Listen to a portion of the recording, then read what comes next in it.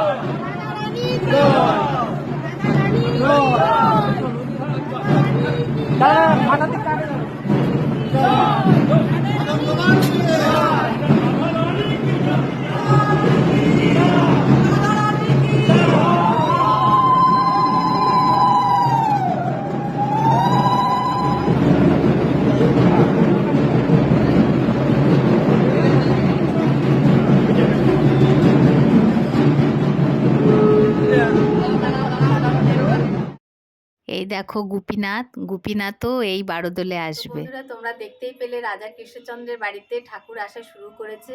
আর বিভিন্ন জায়গা থেকে ঠাকুর আসবে, 12 জায়গা থেকে 12 রকম ঠাকুর আসবে। আর 3 দিন পুজো হবে ওখানটাতে, 3 দিন 3 রকম জামা কাপড় পরাবে ঠাকুরকে। আর এই 3 দিনই সবাইকে ভিতরে যেতে দেয়, দেখতে দেয় যে এখনো পর্যন্ত রাজা কৃষ্ণচন্দ্রের বাড়িতে কি কি আছে সেগুলোও দেখতে দেয় আর কি।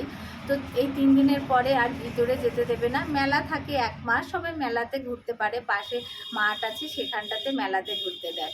একাদশী থেকে পরের একাদশী অবধি মেলা হয়। তো তোমরা অবশ্যই যারা যারা সময় পাবে এসো, কাছাকাছি যাদের বাড়ি।